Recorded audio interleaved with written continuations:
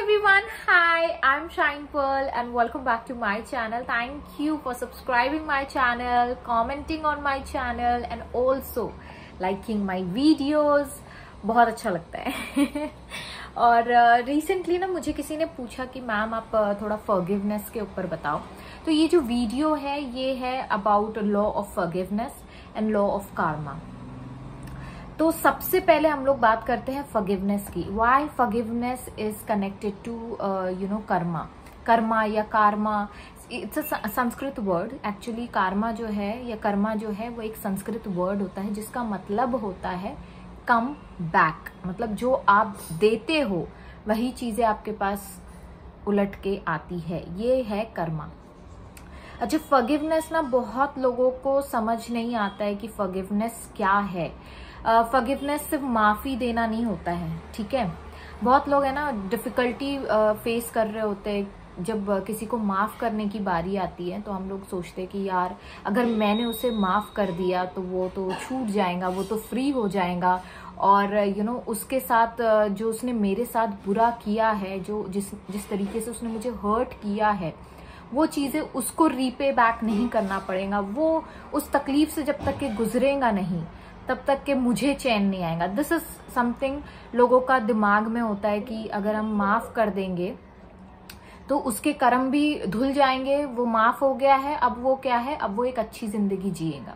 ठीक है, ये फॉरगिवनेस का एक्चुअली में मीनिंग लोग निकालते हैं। बट मैं आपको आज बताने वाली हूं कि एक्चुअल मीनिंग ऑफ फॉरगिवनेस क्या है। फॉरगिवनेस दूसरों के लिए नहीं होती है सबसे पहले, ठीक है। आप अगर ये सोचते हो कि आपने किसी को माफ कर दिया तो वो आप उस पर कोई एहसान कर रहे हो या फिर आप आप उसे छोड़ दे रहे हो या वो फ्री हो जा रहा है, ऐसा नहीं है। वो फ्री नहीं हो रहा है आप फ्री हो रहे हो। आपने उस स्ट्रिंग्स को अटैच, जो स्ट्रिंग्स है, जो नफरत आपने अपने दिल में पाल के रखी है या जो तकलीफ आपने अपने दिल में पाल के रखी है, उस चीजों से आप फ्री हो जाओगे जब आप किसी को माफ कर देते हो, है ना। तो माफ करना इसीलिए जरूरी है क्योंकि आप कहीं ना कहीं आप अपने आप को तकलीफ पहुंचा रहे हो। अगर आप आगे वाले को माफ नहीं कर पा रहे हो तो उससे क्या हो रहा है, उसे फर्क पड़े ना पड़े लेकिन आपको बहुत ज्यादा फर्क पड़ने वाला है इस सब चीजों से। और ये होता है कई दफा। मैं जब तक कि लॉ ऑफ अट्रैक्शन फॉलो कर रही थी मुझे इतना नहीं पता था, लेकिन जब से मैंने मेडिटेशन और स्पिरिचुअलिटी की तरफ कदम बढ़ाया अपनी लाइफ में, मुझे समझ में आया कि फॉरगिवनेस एक ऐसा एक ऐसी ब्लेसिंग है। Forgiveness is actually a blessing. एक ऐसा ब्लेसिंग है जो कि आप उसको नहीं दे रहे हो, आप अपने आप को, अपनी लाइफ को, अपने बॉडी को, अपने मेंटल हेल्थ को, अपने इमोशनल हेल्थ को ब्लेस कर रहे हो। आप अपने आप को क्या गिफ्ट कर रहे हो? आप अपने आप को शांति गिफ्ट कर रहे हो, आप अपने आप को पीसफुल रख रहे हो, जो कि बहुत जरूरी है। अगर आप पीसफुल नहीं रहोगे तो आप खुश नहीं रह सकते हो। Getting me? एक किसी महान व्यक्ति ने ये कहा है कि जब आप किसी के लिए गुस्सा या किसी के लिए नफरत पालते हो अपने अंदर, तो बिल्कुल वो वैसा है जैसे कि आप जहर पी रहे हो और आप एक्सपेक्ट कर रहे हो कि आगे वाला मर जाए तो ये तो पॉसिबल नहीं है ना। अगर जहर आप पी रहे हो तो नुकसान किसका हो रहा है? आपका हो रहा है नुकसान। आगे वाले का कोई नुकसान नहीं होना है, उसे कोई फर्क नहीं पड़ना है कि आप जी रहे हो या मर रहे हो। तो हमें आगे वाले को फॉरगिव कर देना चाहिए। क्यों? क्योंकि हम अपने आप से प्यार करते हैं, हमें शांति चाहिए, हमें अपना मेंटल पीस चाहिए, जो कि बहुत बहुत ज्यादा इम्पोर्टेंट है। अगर आप मैनिफेस्टेशंस में ले लो, आप लॉ ऑफ अट्रैक्शन अगर फॉलो करते हो, अगर आप स्पिरिचुअलिटी फॉलो करते हो, तो क्या है वो जो वो जो पीस ऑफ माइंड है उसके लिए आप भाग रहे हो। कोई भी चीज आप अपने लाइफ में मैनिफेस्ट करना अगर चाहते हो तो वो क्यों चाहते हो? ताकि वो चीज मिल जाने के बाद आपको खुशी महसूस होगी। लेकिन जब तक कि आप किसी के लिए ग्रजेस रखोगे अपने दिल में, या अगर आप किसी के लिए कोई गलत भावना रखोगे अपने दिल में, तो चाहे कितनी भी बड़ी खुशी आपके सामने क्यों ना आ जाए, लेकिन वो जो सेटिस्फैक्शन है, उस खुशी को महसूस करने की जो आपकी जो मोमेंट है, वो र्यून हो जाता है। बिकॉज आपके अंदर कहीं ना कहीं वो एंगर है, वो फ्रस्ट्रेशन है, वो हेट्रेड है, वो जलन है, ये सारी चीजें क्या कर रही है, आपकी अपनी खुशी को मार रही है। सो सबसे पहला इंपॉर्टेंट चीज क्या है फॉरगिवनेस में, ठीक है। शायद नेहा मैम ने मुझसे पूछा था ये, तो फॉरगिवनेस या Manju Devi, I don't remember, but दोनों में से किसी ने पूछा है तो मैं उनका ही जवाब दे रही हूँ कि फॉरगिव जब आप करते हो ना, तो आप दूसरों को करने के लिए नहीं कर रहे हो, आप अपने लिए करो, ठीक है।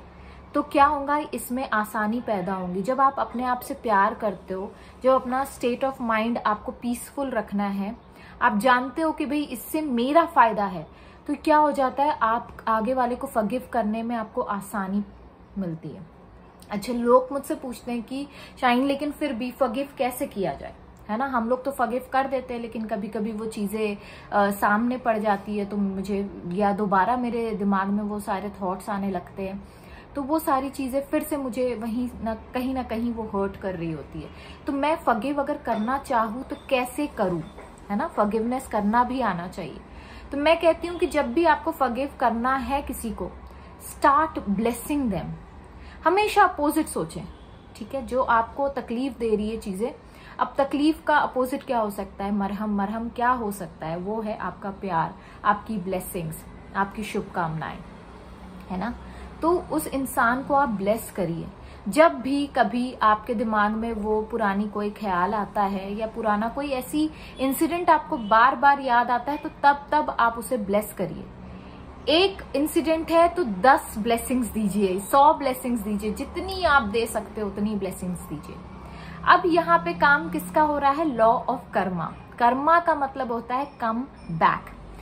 अब जब आप किसी को ब्लेस कर रहे हो, किसी को प्यार कर रहे हो, भले ही वो इंसान आपके साथ गलत कर रहा है, लेकिन आप उसके साथ अच्छा कर रहे हो, तो ये कभी मत सोचिएगा कि वो इंसान ने मेरे साथ गलत किया है या वो इंसान मुझे हर्ट कर रहा है। वो भी कहीं ना कहीं ब्लेसिंग में कन्वर्ट हो जाएंगी अगर आप उतने शिद्दत से, उतना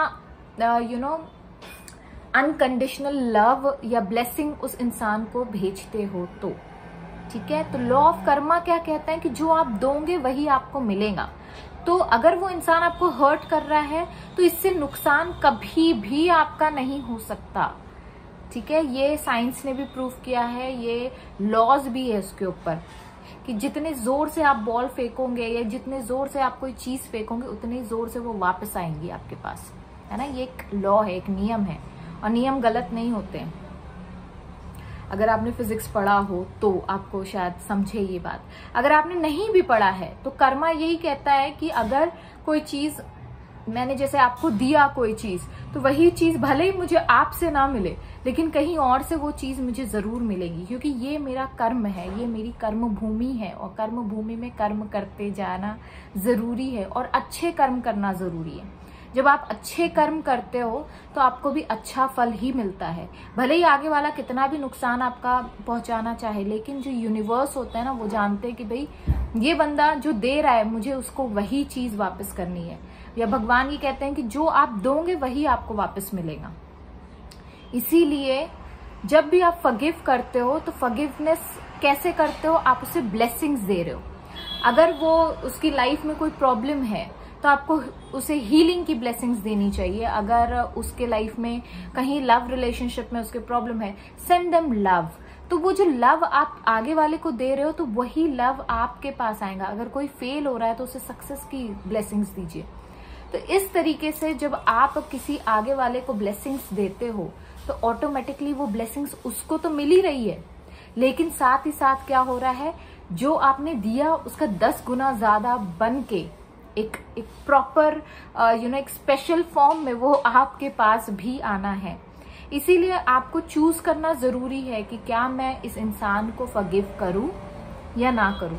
ना करो तो फिर प्रॉब्लम बढ़ती जाएंगी, चीजें आपकी खराब होती जाएंगी। ये आपका चॉइस है। हमेशा अब्राहम हिक्स हमेशा कहती है आपके पास चॉइसेस होते हैं, लेकिन हम क्या होते हैं, हम लोग पॉज लेकर वो चॉइस को सेलेक्ट करने में देरी कर देते हैं या गड़बड़ी कर देते हैं। जब भी हम कोई गलत चॉइस बनाएंगे या गलत डिसीजन लेंगे अपने लाइफ में, तो हमको उसके रिजल्ट भी कॉन्सिक्वेंसेस भी फेस करने पड़ेंगे। लेकिन अगर आप राइट चॉइस बनाते हो, अगर आप उसको फॉरगिव कर देते हो, आप उसे ब्लेस करते हो, तो आप अपने ऊपर यू आर डूइंग एहसान आप अपने ऊपर कर रहे हो, आप उस पे नहीं कर रहे हो। सो आई होप जो फॉरगिवनेस के बारे में मुझे सवाल आया था कि किस तरीके से हमें फॉरगिव करना है और फॉरगिवनेस क्या होता है, किस तरीके से वो इसमें भी फायदा आप ही का है। मैं यही कहना चाहूंगी एट द एंड कि फॉरगिवनेस में हम लोग सोचते हैं कि आगे वाले को हम फॉरगिव कर देंगे तो हम फ्री कर देंगे उसको, नहीं, लेकिन आप उसे फ्री नहीं कर रहे हो, आप अपने आप को फ्री कर रहे हो। और जब आप फ्री हो जाते हो, आप उस पीस ऑफ माइंड में रहते हो। तो मैंने आपको फ्लाइंग डिस्क का बताया था। फ्लाइंग डिस्क क्या है?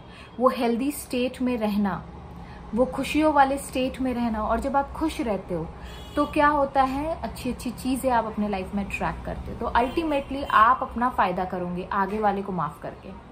So I hope you understood this and with this note I'll take a sign off. Thank you so much.